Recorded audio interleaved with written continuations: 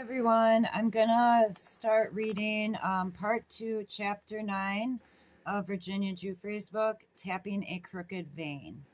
I'm gonna just just bust right into it because I don't know how much time I have on my clock. So here we go.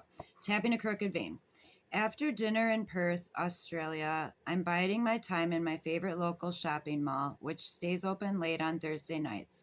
Our 12-year-old daughter, Ellie, who is already taller than me and still growing, needs new clothes. Mama, do you think these will fit me?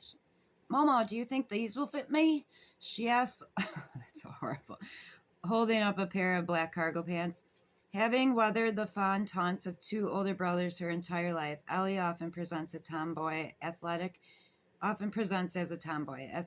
capable, unafraid. Just a moment ago, she turned our shopping cart into a race car, first sprinting to get momentum, then jumping aboard with both feet on the back axle, grinning as she flew across the mall's main rotunda. Rotunda. Now we are in a boutique that caters to tweens. Sorry.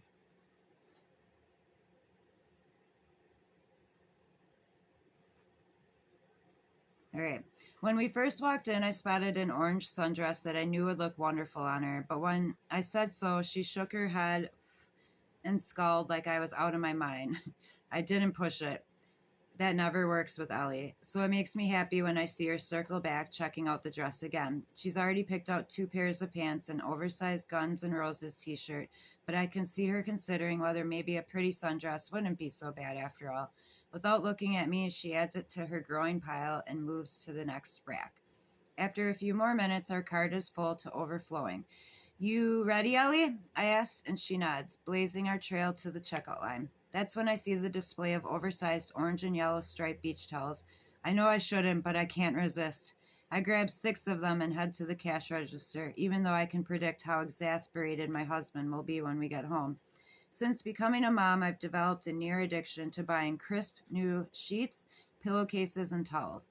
I could say what motivates me is the simple desire to feather my family's nest, to make my kids feel cozy and loved. But Robbie believes there's something else at work too, something so powerful that I'll risk him rolling his eyes and bellowing, Jenna, no! We have enough towels in this house to keep an army dry. Whenever he protests like this, I always promise to do a quick closet cleanse as Robbie sighs and resigned. I understand his frustration, but it can't be helped. My perpetual need to fill our home with new, fresh things is driven by a feeling I can't shake. Even after all this time, I remember how dirty I once felt. I will do anything to make my world feel extra clean. One sec, I'm going to have one more. And then I'm going to put it out because I don't know why I lit that up. Stupid me. Stupid me. Okay. Now a different part. So many young women, myself included, have been criticized for returning to Epstein's lair even after we knew what he wanted from us. How can you complain about being abused? Some have asked, when you could so easily have stayed away. If you didn't like feeling dirty, you could simply have never gone back. But that stance wrongly discounts what many of us had been through before we encountered Epstein, as well as how good he was at spotting girls whose wounds made them vulnerable to him. Several of us had been molested or raped as children. Many of us were poor or even homeless. Before meeting Epstein, one of his victims had watched her father beat an 8-year-old boy to death. Another was present when her boyfriend killed himself. We were girls who no one cared about, and Epstein pretended to care. At times, I think he even believed he cared. A master manipulator who excelled at divining the desires of others, he threw what looked like a lifeline to girls who were drowning, girls who had nothing, girls who wished to be and do better. If they wanted to be dancers, he offered dance lessons. If they aspired to be actors, he said he'd help them get roles. If they said the only thing they yearned to do was paint, he bought them canvases and introduced them to key people in the art world, and then he did his worst to them. When I met Epstein just before my 17th birthday, all I wanted was to learn a skill that would give me means to live an independent life. At least that's what I told myself. With hindsight, though the grown-up me can see that the teenage me also wanted something else. What had Epstein said the first night? That I was a keeper. By now you know how long I'd hoped to hear words like those, and to believe I was worth keeping. Every time I went to Epstein's mansion in those early days, he or Maxwell would pay me, peeling $200 or sometimes $300 bills off the huge stack in his duffel bag. But money wasn't the only thing that lured me into his twisted world. For so many years, I had been sexualized against my will and had survived by acquiescing. Acquiescing? Even as a girl on the precipice of womanhood, I was a pleaser, even when pleasing others cost me dearly.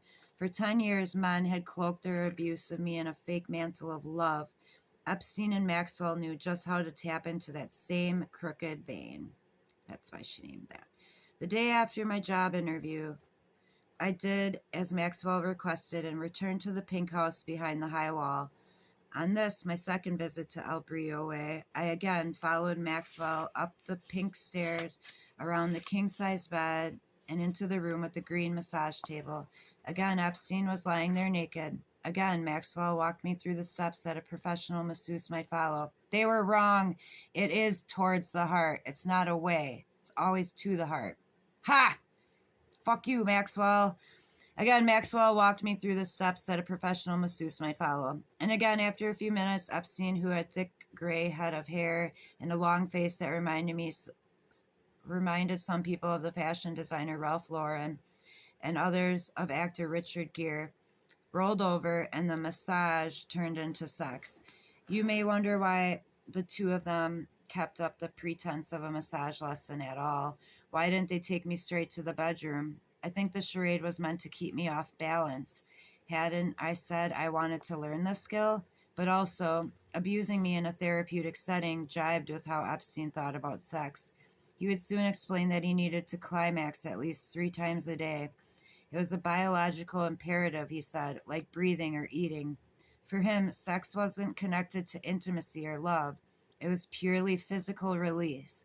Epstein viewed sex almost as a procedure, one that he preferred to be performed by young girls like me. My second visit to the pink house differed from the first. However, because this time Maxwell and Epstein formally appointed themselves my sexual tutors. Much like Ron Eppinger had when I was his captive, they stressed the importance of learning what men liked and said this was the beginning of my training period. If I performed oral sex on Epstein, for example, he would tell me to slow down.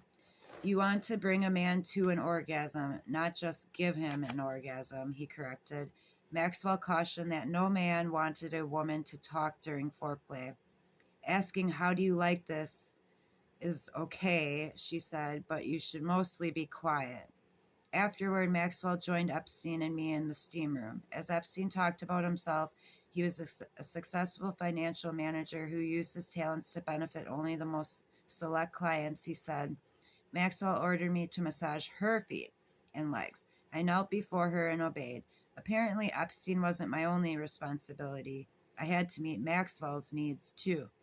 A day later, Maxwell called me at Mar-a-Lago.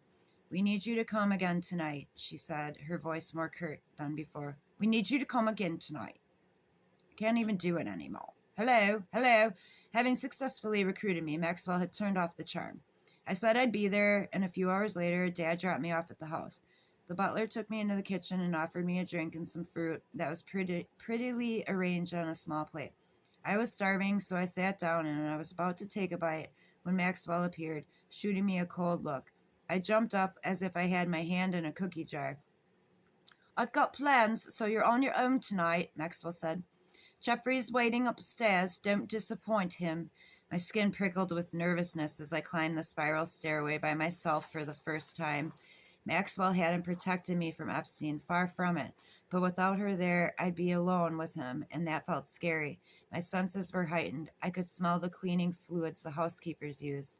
The light in the house was turning golden as the sun set, and I allowed myself to look more closely at the photos displayed on the walls.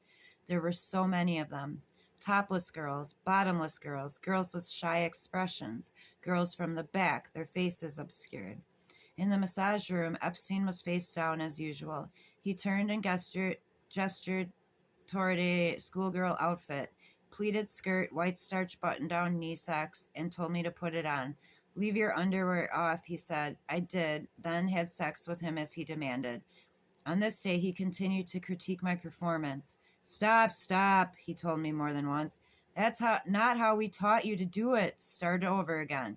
He also ordered me to seem more into it. Men liked it when women appeared to love sex, he said. In that area, I needed to do better. Relax, he demanded, and I tried to comply. An hour later, our session complete, I again bathed Epstein with 2 warm washcloths. From that point on, when Epstein and Maxwell were in Florida, I was a daily presence at El Brillo Way. Some days Epstein and I were alone in the massage room. Other days Maxwell joined us, or another young woman, a brunette named Sarah Kellen, who was introduced to me as Epstein's assistant. She needs to be looked at. Sarah Kellen. Epstein liked to watch women together, so sometimes he ordered me to have sex with Maxwell or Kellen. I had never had a sexual experience with a woman, but I soon found forced sex with women was less threatening than with men. I didn't look forward to it, but it was less intrusive and therefore less terrifying. Little by little, I was welcomed into the sorority of Epstein girls. Ew. One day, for example, Maxwell led me upstairs as usual, but then turned. Oh my god, I don't have my bracelets on. Oh my god, I forgot them. Okay, little by little, I was welcomed into the sorority of Epstein girls. One day, for example, Maxwell led me upstairs as usual, but then turned left away from the massage room to a yellow guest room where Emmy Taylor, Maxwell's blonde, blue-eyed personal assistant, stayed. Taylor, a Brit whom Maxwell jokingly referred to her as her slave, was already there smoking a cigarette on the balcony. By then I knew Epstein hated cigarettes. Like drugs and alcohol, which he also shunned, he saw tobacco as a poison and forbade it in his house. But here Taylor stood puffing away, and Maxwell now joined her, lighting up and taking a long drag. When the woman offered me a cigarette, I took it, anxious to fit in. I wasn't much of a smoker, though, so I inhaled too deeply and started coughing. I guess you're inexperienced, Maxwell teased as she and Taylor giggled. I didn't know what got into me, but when I caught my breath, I teased her right back. I'd rather be inexperienced, I said, than be an old lady with a chronic hack. Maxwell wasn't used to being challenged, but she could enjoy it if she had the last word. Touche, she said, tapping her ash over the railing and onto the patio below. Talking back to Maxwell was risky, but that day I must have threaded the needle perfectly because for the next few minutes, she, Taylor, and I chatted and laughed like girlfriends playing hooky from school. Then I excused myself to brush my teeth and douse myself in body spray to eliminate all the traces of nicotine. Epstein was waiting for me. There was work to do. As I became a regular at Epstein's house, it was difficult to avoid the demeaning nature of this transactional relationship. Epstein took delight in his explaining to me, for example, that he had painted his house pink because I love pink. Pink is for pussy. But so many of my connections to men had been humiliating that I think I saw this one as a challenge. Maybe for once I thought I could make it work for me. This only makes sense, of course, when you consider how little I'd grown up hoping for. As Epstein used me to satisfy his perverse appetites, I rationalized that perhaps he might also help me to better myself. If he and Maxwell made good on their promise to get me trained as a masseuse, perhaps that would set me on a path to freedom and prosperity. I told myself it was worth the gamble. But then, probably 2 weeks after I'd met them, Epstein upped the ante. I was upstairs cleaning up after another massage when Epstein told me to come to his office. How about you quit your job at Mar-a-Lago, he said, and work for me full time? Unsure of what to say, I admitted I was worn out from pulling double shifts each day, the first at the spa and the second at El Brillo Way. Epstein nodded. He wanted to make things easier on me, he said, but he had a few conditions.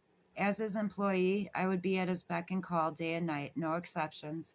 When he said jump, my response would have to be how high. And another thing, I could no longer live in my parents' trailer.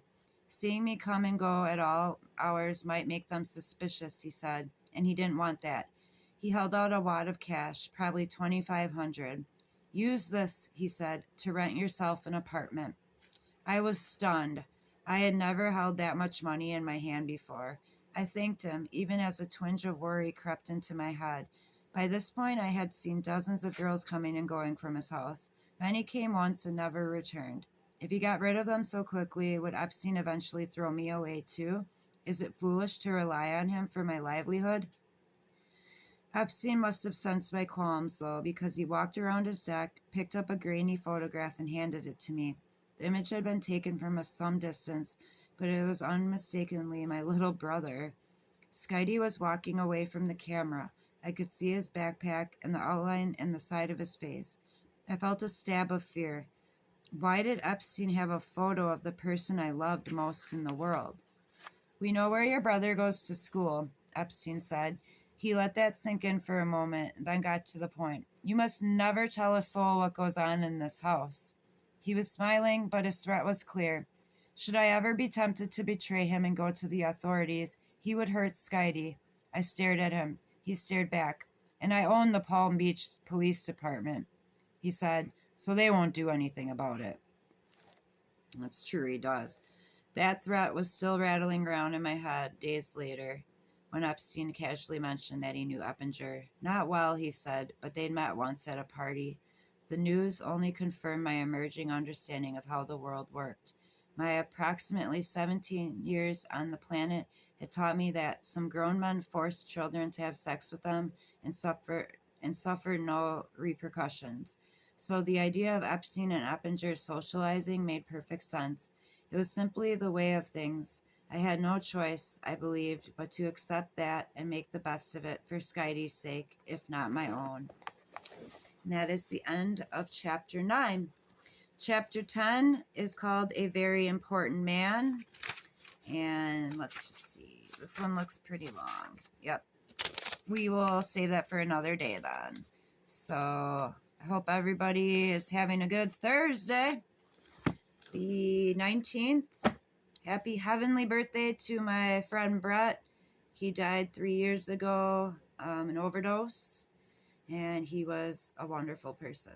So I just want to have a good day today. And I mean, reading that, I feel I was supposed to do it last night, but I didn't. So just wanted to get that out of the way. But I mean, I shouldn't dismiss the book. The book is very important.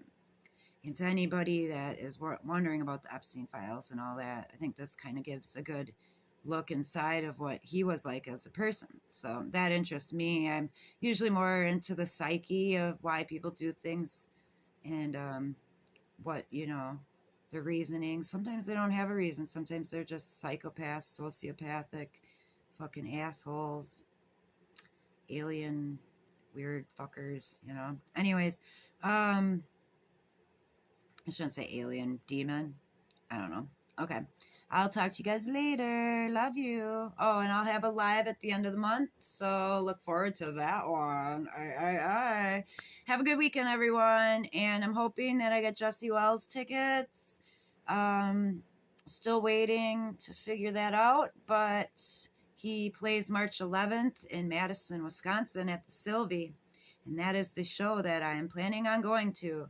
I'm going to go no matter what, but a ticket would definitely help. So anyways, I love you guys, and I'll talk to you soon. Peace.